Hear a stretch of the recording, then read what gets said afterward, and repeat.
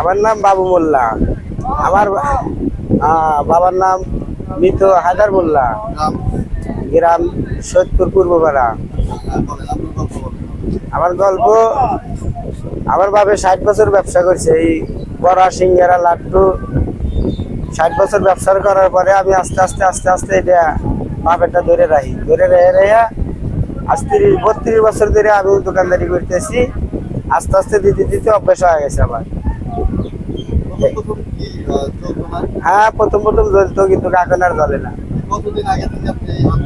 হাত দিছি আজ থেকে 10-12 বছর হয়ে গেছে।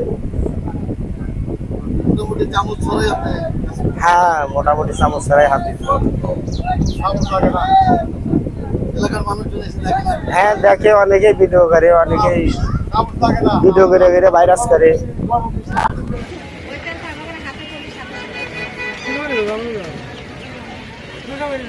আরেকটু আরেকটু আরেকটু